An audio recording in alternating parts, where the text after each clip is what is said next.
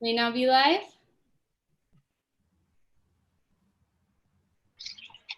All right, we're on.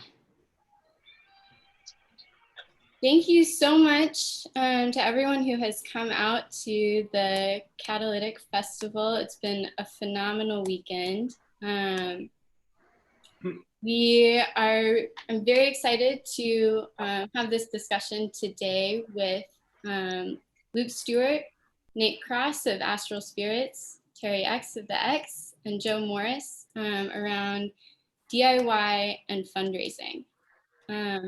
I thought we might just start out by going around, and if y'all could introduce yourselves, say where you're streaming from, and maybe try to summarize. I know everyone wears a lot of different hats, so try to summarize what your different projects are right now. Maybe we'll start out with Joe. Okay, hi everybody.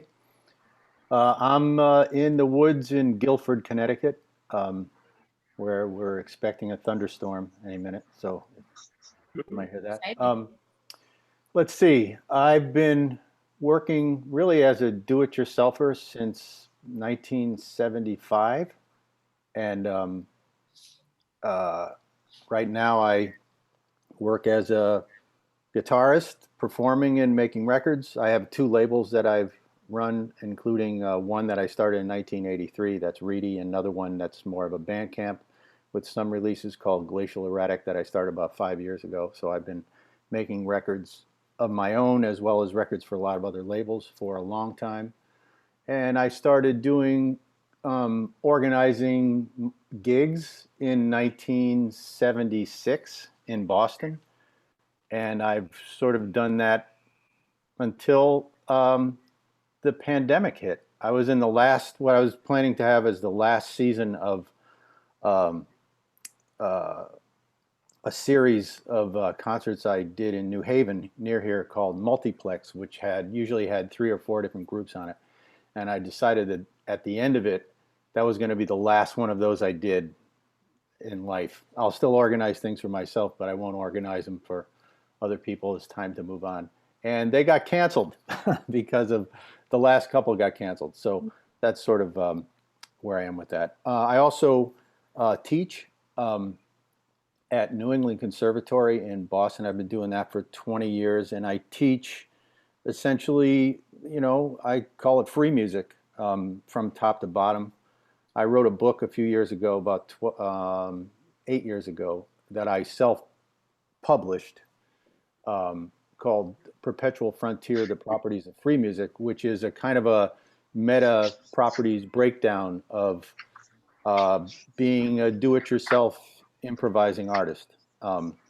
So I essentially teach that to my conservatory students. I've taught at the New School and a few other places, University of Calgary. And, so I'm pretty busy and very, very much committed to doing it myself more than ever, and feeling more and more empowered by that as days go by. Terrie, how about you?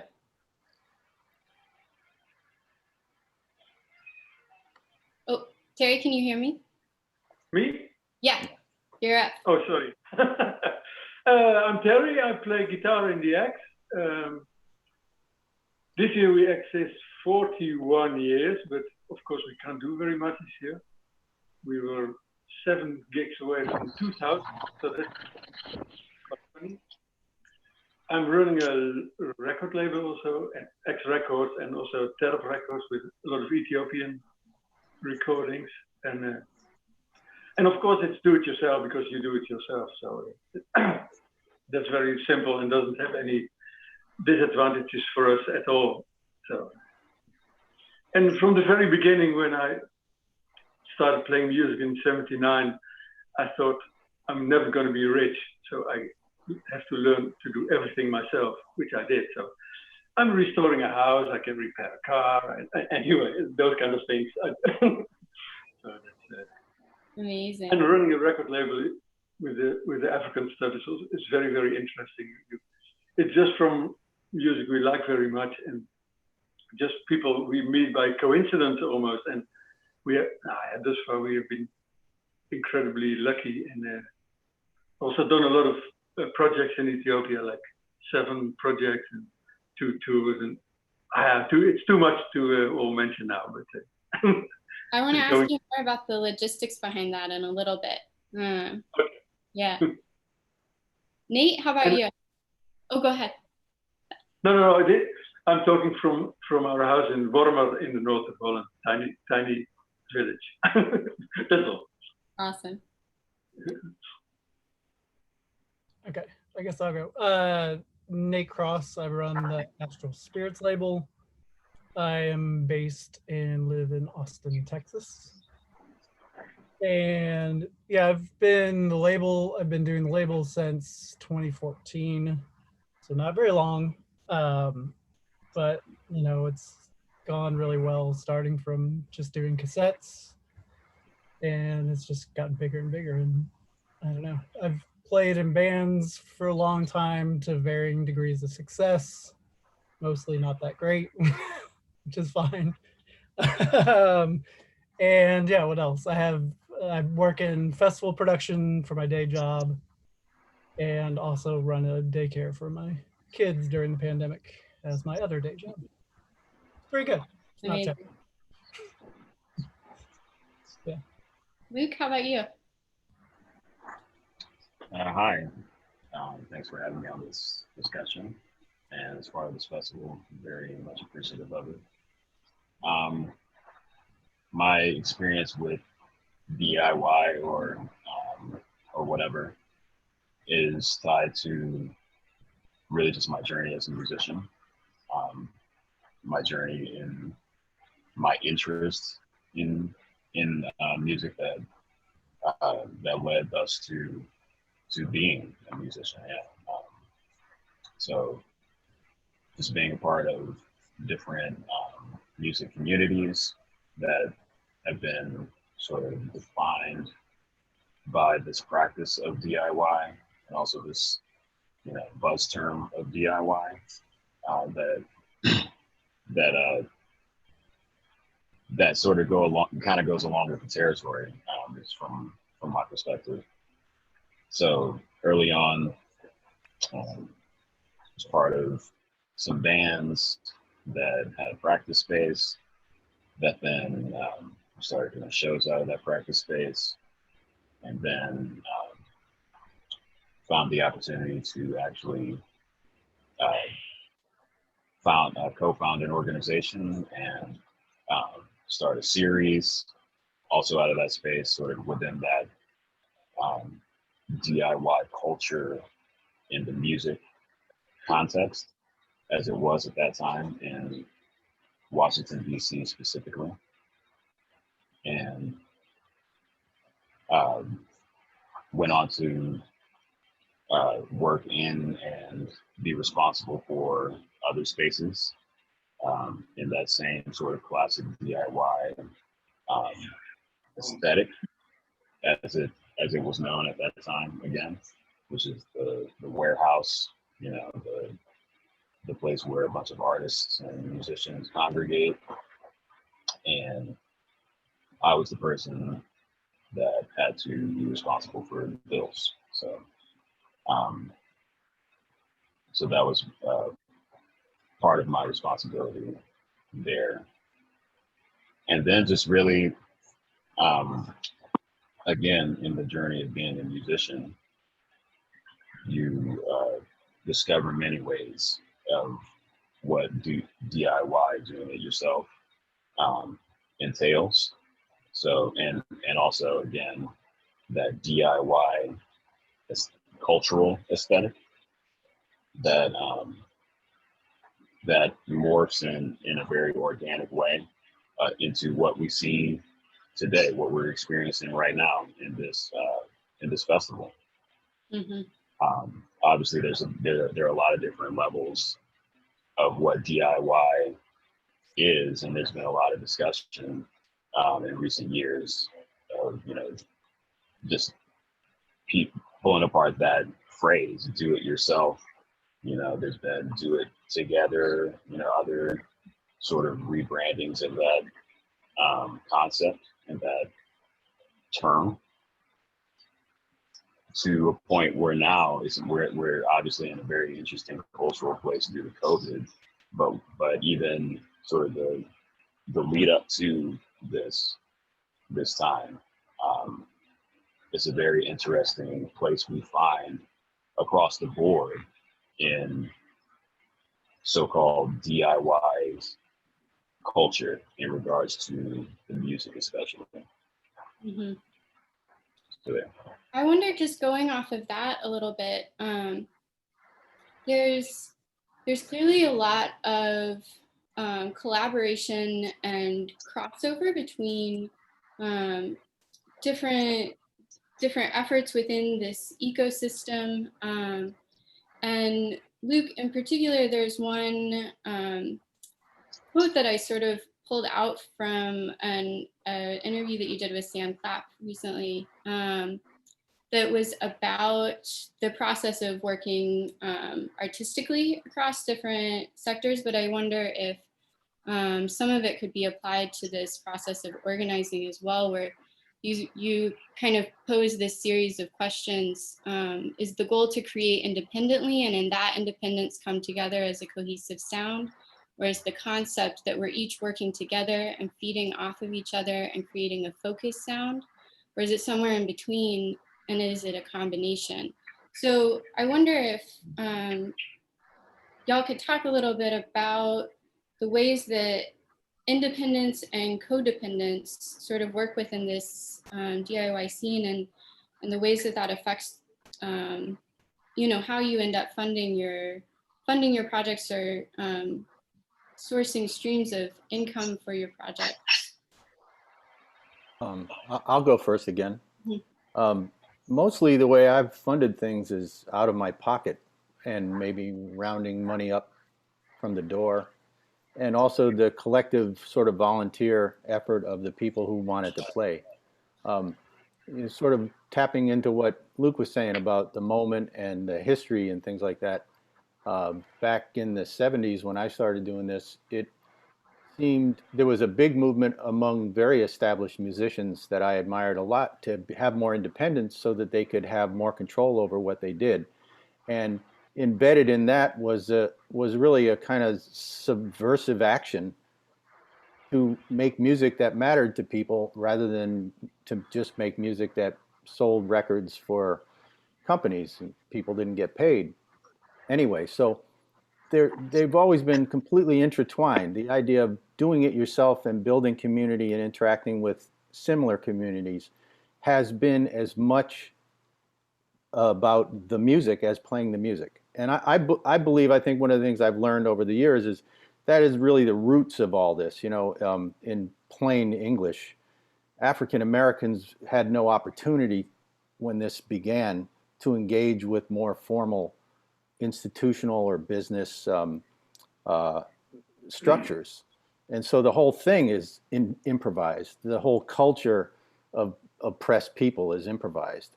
And to me, that sort of is a thing that I want to, that's the side I want to be on. That's the thing I want to perpetuate. That's the reason I play music. It's to align with that. And so, you know, you find that it pops up in various places with, and you can read quickly the sort of sincerity or commitment of the various people who do that. And that sets up the network that we work in. You know, sometimes we interact with maybe a less focused version of that, but not really. You know, that's never as rewarding. You know, it's always to sort of invent the community, invent the music, to play within the community, invent the connections within the community. And that's ultimately the tradition of doing this, going way back to the beginning. It's all an invention of the artists. I don't know if I hope that answered your question. And I didn't stray off too much. I think straying is good. We're improvising as we go. So. Yeah, we are.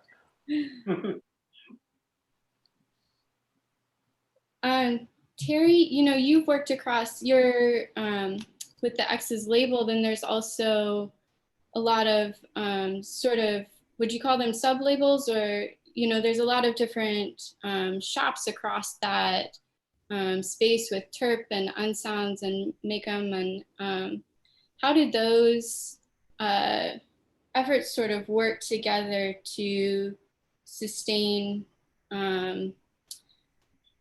sustain everyone independently, but then also maybe there's a larger goal at place or vision? Yeah, I mean, the whole thing is mainly based around the acts. I mean, and when we started, then we were really completely independent, and it was more even a social thing than a musical thing in the beginning. The act started even with only the name, and we didn't even play music. And then a guy came up to me and said, "Oh, I heard you have a band. Do you want to play on my festival, which I organized?" I said, "Okay." And then we had to buy guitars, then we had to practice, and we practiced 7 times. We did a gig, and since then it never stopped. We're totally independent. But at the time, it was the whole record industry was really controlled by a big record company. So we really thought we gotta do it ourselves and fuck all the rest. And so we really made our own LP with all the leaflets and pamphlets, and really as a kind of statement against the record industry. And for us, it was really about music and about the whole social contact. It's not any other people would make money on our kind of our adventure, so to call it. But that was 40 years ago. So we also developed into improvised music and into this Ethiopian stuff mainly, and Andy was into electronic improvised music, and so we all had developed our kind of sub labels to do also that completely independent.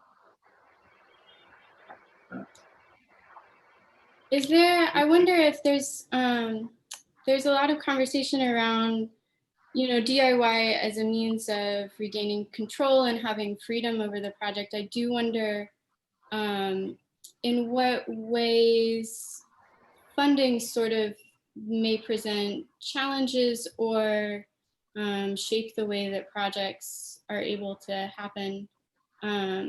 Nate, how y'all are a for-profit business, and so how does the nature of that, the need to create a sustainable business, impact the decisions that you make and on the artistic side?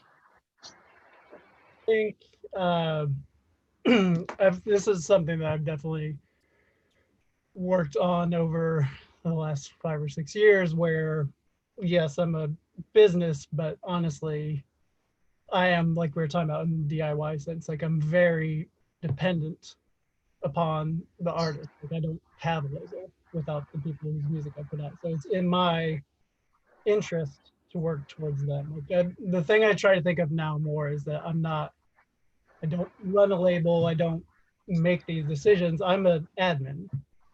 Like my job is to just take these things that I think are amazing and do the best I can to get them out for people that deserve it, and find the ways, kind of like Joe was saying, like, and Terrie, you can find the ways to subvert all the classic trappings and bigger things. Like press is a huge one, because if you go through a company, you're paying to have this level of privilege with writers that are already out there.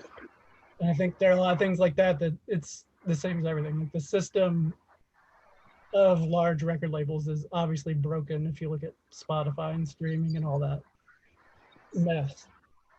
And so, you know, as far as being a business, I don't really, like, I don't pay myself. I don't make money. Any money that comes in, I just funnel into other projects or to artists. I'm trying to be better at putting a larger share of that towards artists and projects as I go, and as the label does better. You know, I have a job, I'm doing fine myself, and I think it behooves me to be part of the scene, because I'm not an outside artist, but I feel that way sometimes because I'm not an improvising musician.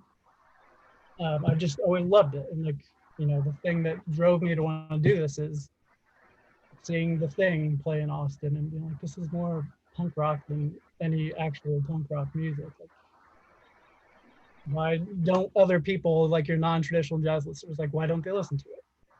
Let's keep it. Why can't I put it on cassette? Yeah.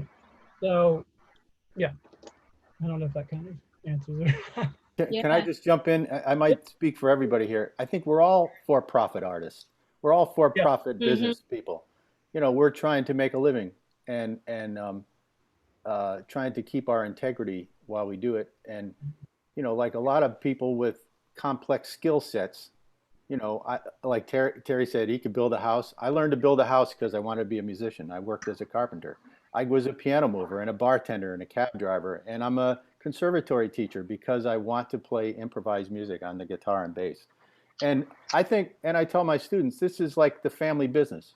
You know, if we were cleaning carpets or painting houses, and I've done both of those things, we would not expect to necessarily get rich, but we would, you know, ply our trade and try to succeed at it and try to improve our lives and our families and our loved ones. And that's part of the reward of it, is that it gives us more control in the way we conduct our business rather than having to change the way we conduct our business because somebody else has a better idea how to direct it. And some of those people are cool, but some of them aren't. And ultimately, our job is to push the idea of how we make music forward. Just like if our job was to paint the house, it would be to paint the house. But our job is to open up people's minds about music and try new things. So we have to facilitate that objective and survive.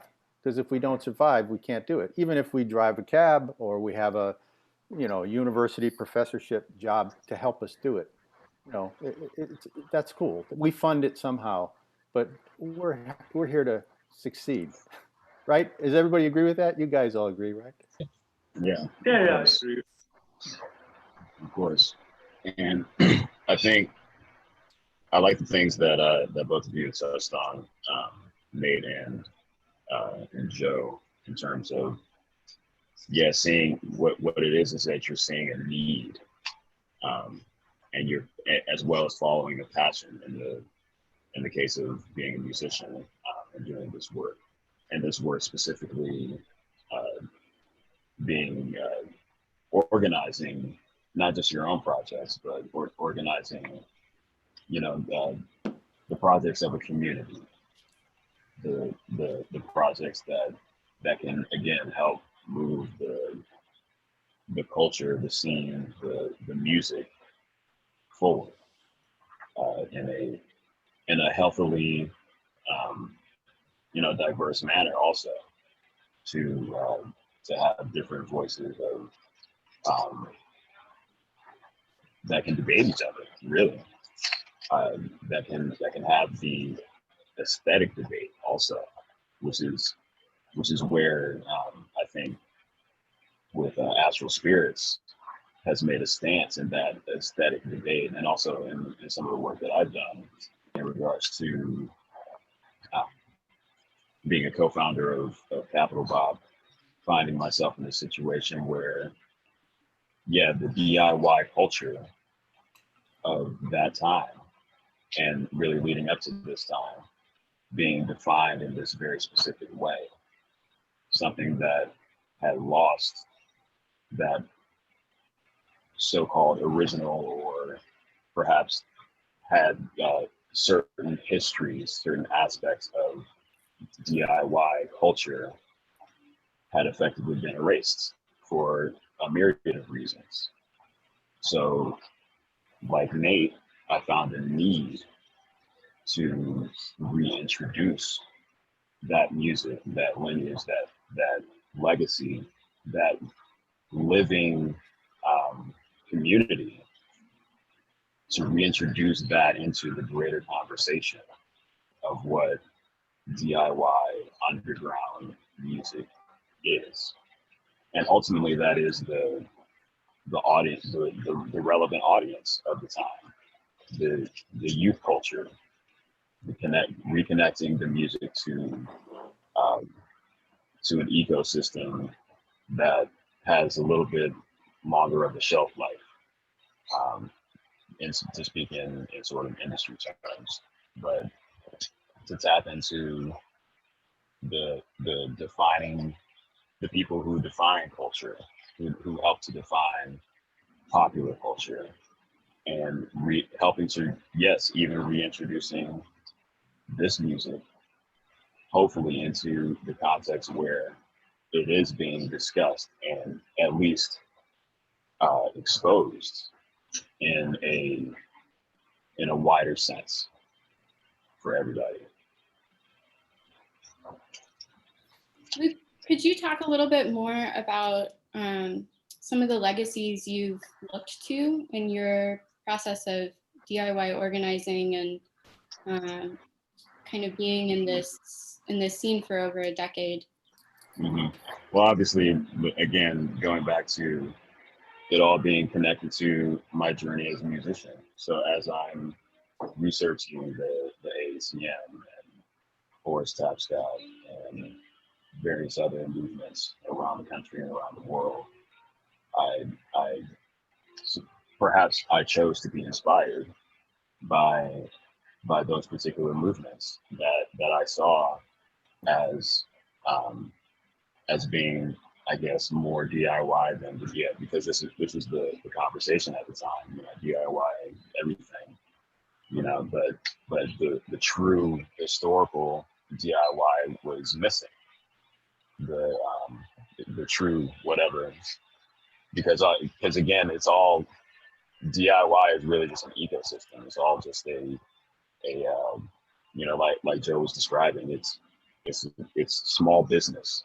It's the small business industry. Whether you're a for-profit business individual or you have a not-for-profit, which that's a whole other interesting piece of this puzzle of quote unquote DIY funding. But yeah, it's all about being a small business.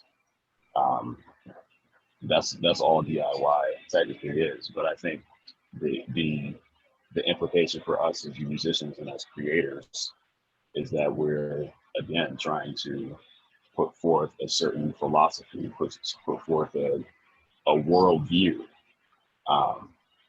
putting forth an aesthetic that's all tied to your own creative output as an artist, your own exploration. So in my explorations of being inspired by these community arts orchestras of mainly of the 60s and the early 70s, and literally seeing pictures of people in warehouses, almost in the exact same scenario that I was seeing on a regular basis, but the music was different. Some of the people there were different. So it started to make me wonder and ask those questions, as well as finding ways, just due to the positioning that I found myself in as a member of a somewhat popular band at the time locally. We used our leverage and our just the organic process of being in a creative community. You form friendships, you form different alliances, and those alliances came into being in these spaces where I found myself in a position of responsibility and an opportunity that to change the conversation, or at least to try and make a statement on the conversation. I think that's interesting.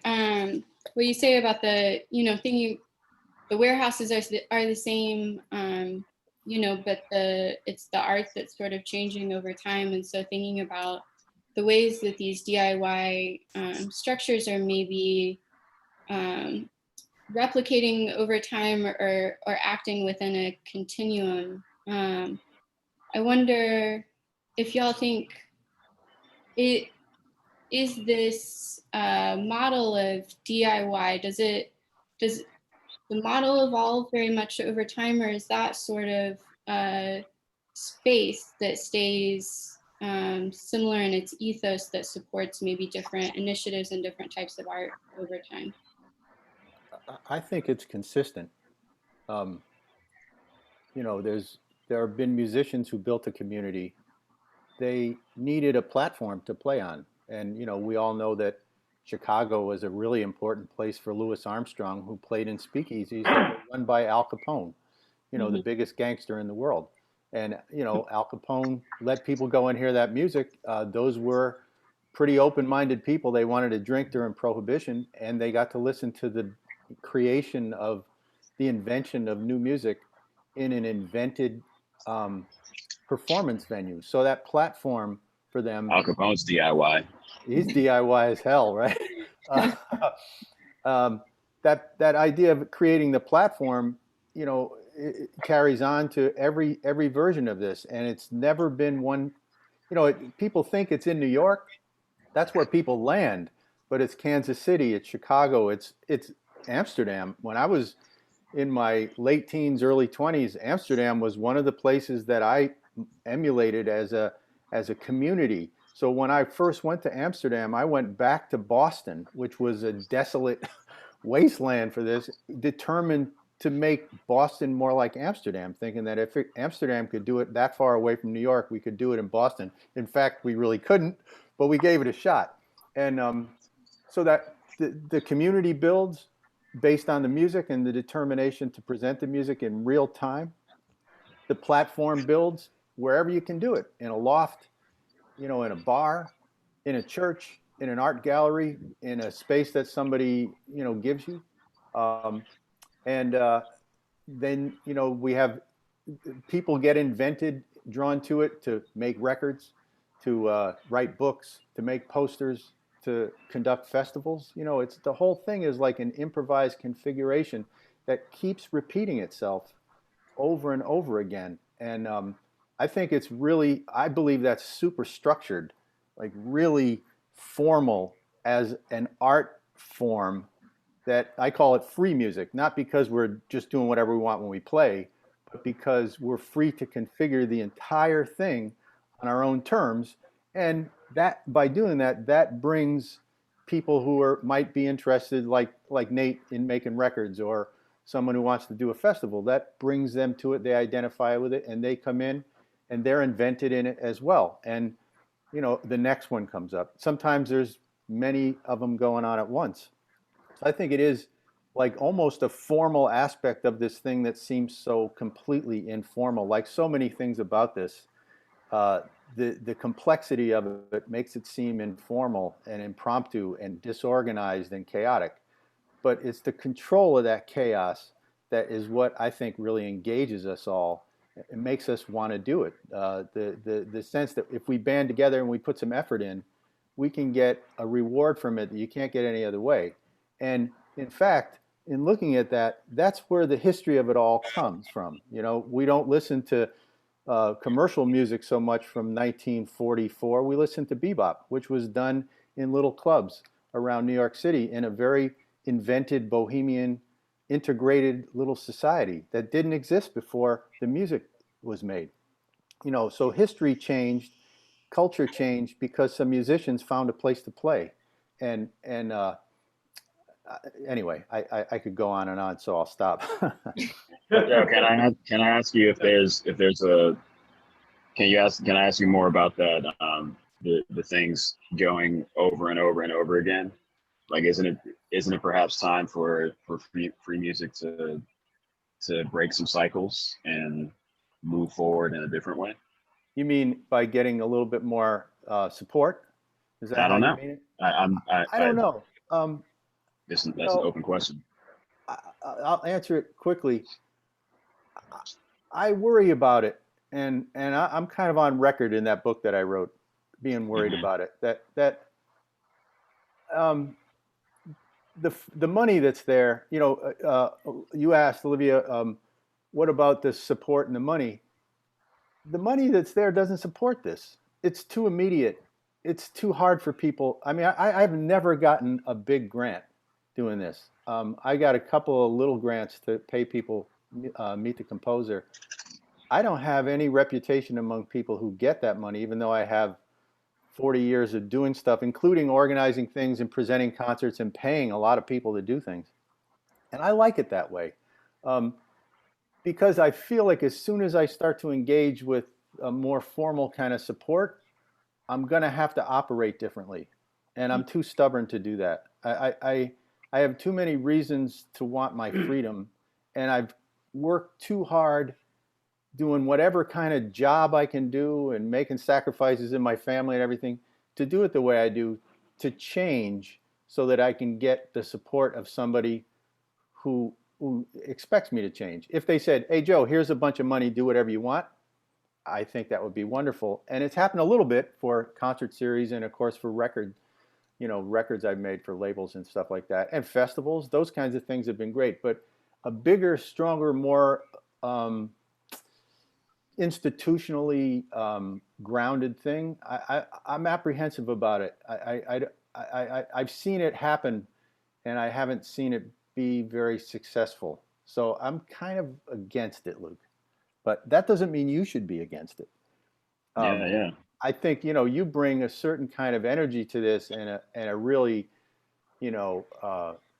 strength of purpose and integrity to it that you might be one of the people who can actually facilitate that, make that happen. I'm not. Well, I appreciate you saying that, but yeah, but man, I absolutely.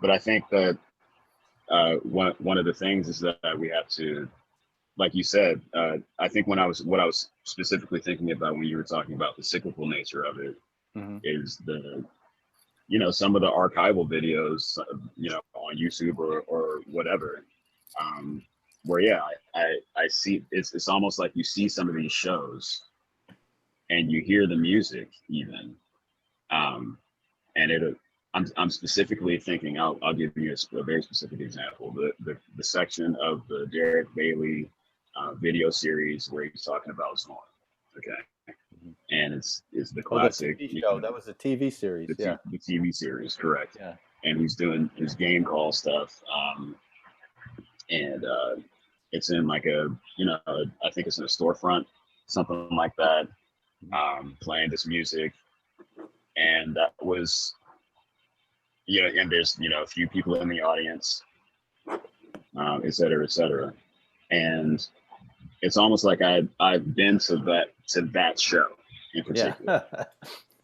Like I've been to so many of that show, and it made me stop and wonder, like, wow, it's in the 20 whatevers, decades later from that, and it just made me think, like, wow, we're still playing the same music in the same places for the same people, and like it's almost, with the exception of the very stark differences in economics, and those dynamics, a lot of dynamics we're living in the wake from that you experienced. So it just made me think, like, wow, we're stuck in this, like, are we stuck in this loop? And it even made me have to examine, the music that I make, like the way that I play, like really sort of take another look at a lot of those a lot of that footage that we are so blessed to have now. Yeah. And being like, wow, am I really trying to rip off William Parker right here? Like, am I really like ripping off of Cobalt here?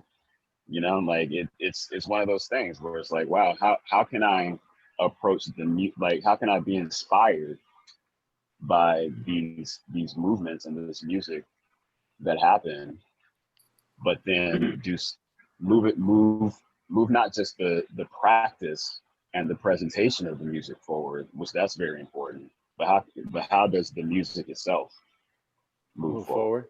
Well, I don't want to dominate here, so a real quick answer. I was around when Zorn sort of, kind of made it out of that little storefront. I've talked to him about that. You know, they started with nobody there, but he has a knack. He has a knack for getting out of that. I could analyze that while it was happening, and I didn't want to do it, and I don't want to do it. And by the way, neither did Derek. Derek is the ultimate I'll just stay in the house. I'm not gonna, I mean, he was not gonna ask anybody for anything unless he was positive that they believed in him. And like Evan and I talked about this last year, and me, Derek would rather play for 6 people who love what he did than 6,000 people who didn't know what was going on, no matter what it paid. John, not so much. John, you know, and I'm not questioning his integrity, but John has a knack, and John has an objective that's different than my objective. So I think that word objective has a lot to do with it. I also think that the way I look at this, and the reason I wrote this book and the way I teach, is to look at the whole thing, not one thing. To not use the term the music, I don't use that term so much, but to look at things in a non-linear way, to see that, you know, just this group of us here, we're all in different places with different ideas. This is a non-linear configuration of material, and to move past the sameness that it can fall into, we're going to have to connect new material to come up with something else, which is possibly a different conversation. But I think as soon as we do, we might alienate ourselves from the very part of the structure that we're successful in. And I have to say that having a teaching job that's given me the privilege of doing that, that's one of my favorite parts of this. You know, I think, frankly, if I had stayed with the thing that was a linear progression of this, I wouldn't know you. I might not know you, which would be a loss, or a lot of other people that I know, especially young people, because I would rather engage in the complexity of it all than to find a straight route to something that would make me successful. When I tried to do that, that made me really, really unhappy. Ken Vandermark and I go back a long way. He used to come to my gigs in Boston when he was just a little boy. No. And he knows how unhappy I was back then when I was doing that. And he probably, as much as he wouldn't give me too much credit for being very happy now, will probably give me a little bit more credit for having a little bit more control. So I feel like, in a way, stepping off the careerist trip, you know, where you get in magazines and, you know, which is not a bad thing. I don't condemn anybody for whatever success they can get, no matter how they get it. You know, it's all good and you work hard to get it. But I found that the way I wanted to do it was to not do that. And that's been artistically rewarding. And I'm lucky enough through some miraculous intervention to have a teaching job that helps me to support my consistent determination to have everything I do be a beginning. That's what I'm trying to do, have it be like the day when Terrie got his guitar and went and did a gig. So everything is like that, as much as I can replicate that. And I think it's also interesting to take it a bit further than free jazz or punk, and I learned a lot, for example, from Getachew Makuria, the Ethiopian saxophone player. In the end, we played like 10 years with him, but he didn't know anything about jazz or let alone punk or do. He just, when he was 15 on the countryside, he hears a saxophone on the radio and he thinks, wow, I have to become a saxophone player. He goes to the capital, gets himself in the municipality band when he was 15, and the rest of his life he plays saxophone. And that's also the only thing he could think and feel with and about. It was this saxophone, and it was so unique that you play together with a musician who all his vibes and all his inspiration come from this bit of music from me. I play, and not about making money or record companies or radio or TV. He didn't think about it for 1 second. So it was interesting to learn that. That's about as non-linear as it gets, and that story can be told, you know, in a way. I like to think about Don Cherry, you know, traveling all over the world with his piccolo trumpet, and playing with all these Yeah. different people who then changed the music just by him making a connection to them. And, in a way, inventing the idea of world music in a contemporary sense by just walking up to people and being willing to play.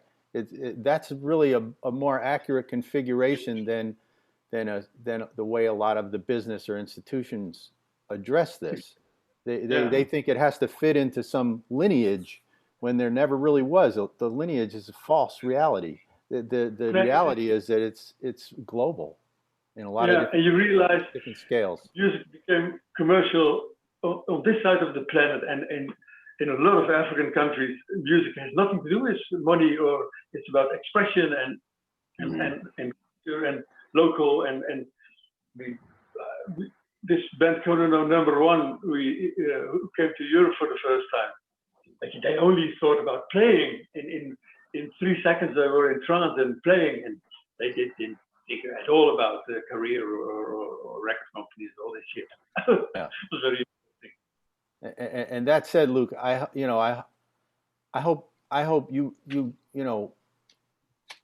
you solve the problem the way you want to, because I think you, like I said before, you have the integrity. Well, let's solve it. Let's solve it here. I don't know if I can solve that version of it. Isn't that what we're here to do? Well, I guess there's a bunch of different ways to solve that, right? Yeah. There isn't one way. There isn't one way. I mean, what I think things like this, like, I'm obviously full in on the mission of Catalytic. That's a very powerful statement. Yeah. There needs to be, way more of that. And I think that obviously we're in a very interesting time for a number of reasons. But just following the trajectory, which is still in place. There's a lot of very interesting opportunities that are definitely presenting themselves now because it's out of necessity. Ways of incorporating different skill sets around how to present music, like the work that ESS is doing, as I think the premier live streaming platform, and it has taught me personally a lot about live streaming, just the process of going through it. But I think one of the issues really is, just examining these histories and yes, these lineages that not necessarily make up this linear thought about what DIY is and free music or whatever. Obviously, this is encompassing a huge swath of creative people that are all sort of intermingling in this sort of soup of underground music, things that you wrote about, things that Jack Wright wrote about in the whole conversation. So, and obviously we're at this very pivotal cultural moment where everything is being re-examined. Yeah, well, everything is up for review. Everything except the enormous amount of money and power that goes to classical music in America, which is 100%. I mean, if we're going to talk about what you're talking about, that has to be said. That exactly. If I mean, in plain English, there is nothing more white supremacist in America than the classical music industry. It doesn't represent America. I beg to differ. Well, all right. Well, let's put it this way. That would be the J word industry. It might be as much. It's a bad one. Let's put it that way. It's a bad one. But I'm kind of surprised that a lot of people are working really hard to have improvisation kind of be housed inside the classical music sort of institution. I find that bothers me. And so one of the things that I'm trying to do with my music is to keep pushing the ideas about how we're playing and how we're improvising so that doesn't happen. so that it stays on the turf where we are. So it stays in our house, in our garage, where we have to play, on the street, in the diner, on the, you know, on the bus, so that we keep it where where, you know, it's in our control, because I don't think, Well, I don't think just having them accept us is gaining right. anything. Well, Right? well, we have to examine like how, and I've been having a lot of discussions about this recently, but we have to examine how we even got to this place. You Yeah. know, where classical music, jazz music, these industries, these movements, and these directives that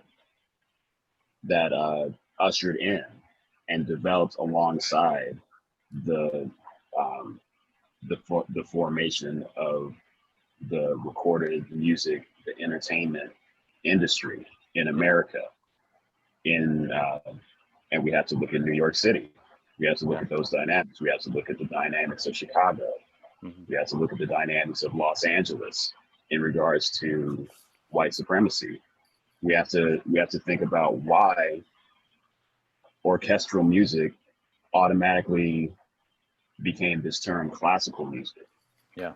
We have to wonder why, you know, obviously with the J word, you know, that it's remarkable, really, looking at the history of the music and how it relates to the history of the music industry. Yeah. It's a designation that was 100% implemented, Mm-hmm. and was thus from the get-go co-opted, rebranded, all these sorts of things, to where we're at this point now where we're talking about classical music, jazz music, improvised music. We have all these different terms that have been systematized within us. Mm-hmm.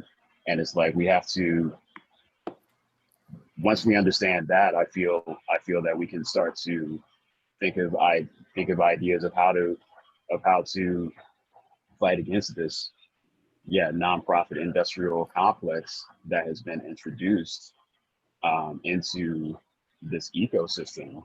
Mm-hmm. And has created its own separate industry from from the popular music industry. You know, they're the stars that get the, you know, like the pinnacle thing to get is that, you know, what, $650,000, you know, MacArthur grant or whatever, or however much it is, you know, like where that's the pinnacle, so to speak, to be named a genius and get upper six figures. Well, I guess the word I use is oversight. You know, who decides that they have the right to oversee creativity? Mm-hmm. You know, and we know how people do that, and you know, we choose not to do that. We choose to operate as like satellite, and not, you know, I don't need to tell Nate what to record or anything. You know, we relinquish the need, because and again, like, to sort of respond to what you just said, Luke, I use the term free music for all of this because I think it's the most important part. That if I can't do what I want to do, and in your case, you said, am I copying Peter Kowald and William Parker? Well, interpreting what happened before us is a big part of free music. You know, we all do that. Derek Bailey and Django Reinhardt and Charlie Christian. And if you choose to stop at interpretation and you play like John Coltrane, you're still playing like John Coltrane. And it still carries that same message that John Coltrane carried, even if it's not the invented version. And if they played that at the Trump rally instead of some pop music, a lot of people would have had their brains turned around. It's still dangerous. It still scares people. If the X played open for whatever country band was at Mount Rushmore or whatever, those people would be altered by that. And so there's power in that I think I just would like to preserve. You know, although if Lincoln Center had an Albert Eiler Institute, that might be a good thing. That might actually. Oh, you think that's so? not going to I think happen. so. It ain't going to happen. But that would be good. That would change a lot. I feel like It might change a little bit. Yeah, maybe. we have to talk Or, again. or Albert Eiler might become part of the problem then. Yeah. Well, that's the big question. have How do you faith. keep it on your turf, as you said, Joe? You know, it's like how do you reach more people in a way that is going to, you know, challenge and change people's minds in a huge way, while also maintaining that freedom that's found within the DIY. Like this festival, but like this conversation, you know, like I watched every set that I could. I missed a couple last night, but I see everybody doing different things than I kind of expect. I'm thinking a lot about Motz's set. You know, I've heard him, you know, for years and years, and that was a surprise. You know, he broke his own. You know, he does this all the time, and everyone here does. Broke his own expectation. The things that people might expect from, you know, any one of us. Is something that we constantly try to upend so that we keep it on the point of a surprise. And we're, you know, the art of improvisation means that we can do that. It facilitates invention much better than a lot of other ways of operating, because we can go with things as we feel them right in the moment, and we can take the audience to a place that they've never experienced and allow them to think about what it is. I think that's the commodity that we trade in. That's really the service we provide, is that we give an audience an experience that's original to reflect on. And right? You guys agree with that? Is that? We're coming up on time. I feel like we have to talk again sometime, because Luke, I'm with you. I want to keep discussing until we find solutions, and then new problems, and then new solutions. And there's a really, I'm only glancing at it, but there's a very robust conversation that's also happening alongside this one in the chats. So some interesting things definitely in terms of tech that seem to be happening there. I'm going to copy Kim a little bit from yesterday's panel, and I want to just end with, you know, we're obviously in a very particular time, and I wonder if everyone has or could say something that they're finding hope in right now, or feeling hopeful about the future in this moment, or are there pieces of this moment that we want to take forward, or hope will move forward with us in the future?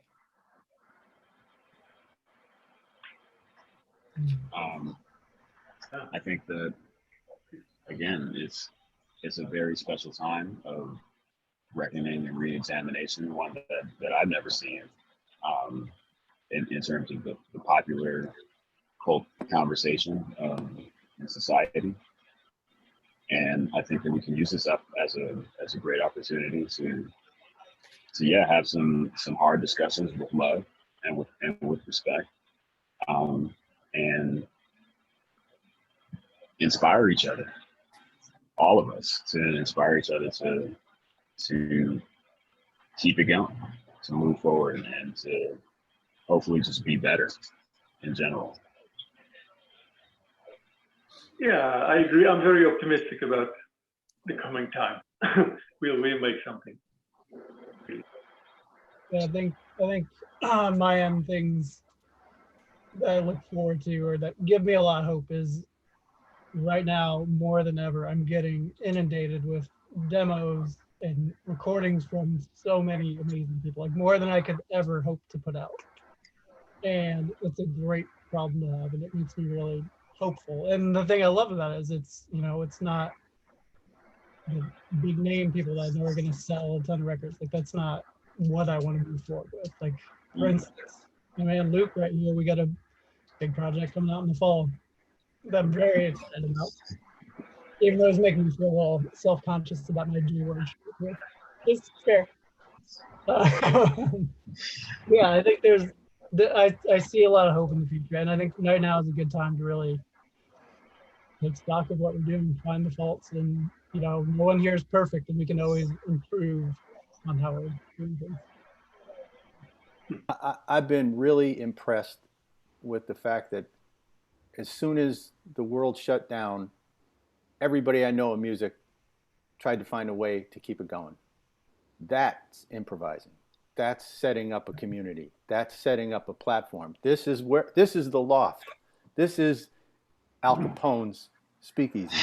This is 52nd Street. This is the BIM House in 1980.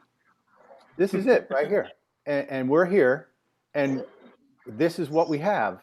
And everybody's in a good mood. A lot of people have been here. To see the count of people on this festival, tuning in is amazing. We all, one of the things that was always true about this kind of music is you could never get it on television, like every now and then, but you could see all kinds of horrible junk on TV, and you could never see, well, occasionally I saw some stuff when I was a kid on talk shows, but now we can all be on television, and we can play to the audience, which is not in our town. When we play, there's 10 people there, but we know that there's another 100 people around the world that might want to hear us if they could.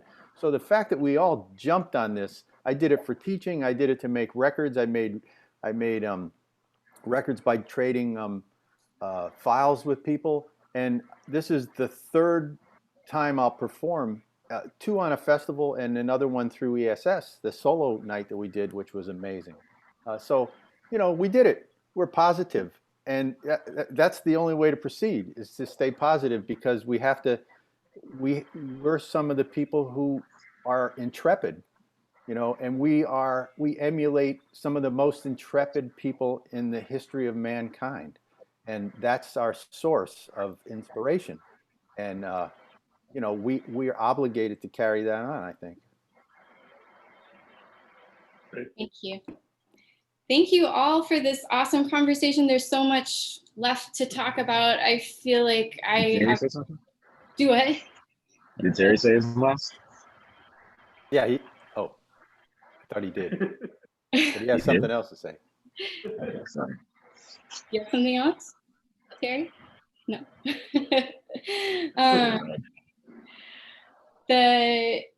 Up next, we're going to have a rebroadcast of the duo with Frode Gerstad and Paul Nielsen Love. And then coming up tonight, starting at 7 p.m. Central US, will be Tim Daisy and Dave Rumpus, followed by Luke Stewart with video by Patrick Kane, Joe McPhee, and then we'll end the evening with Marker, which features Ken Vandermark, Macy Stewart, Andrew Klinkman, Steve Marquette, and Phil Sutterberg. Thank you all for being here. Can I say one more quick thing? If anybody has any money, give it to Luke Stewart. That's the Oh my God. money. So, Give it to Catalytic. I'll be fine if he gets it all. Payment information in the chat.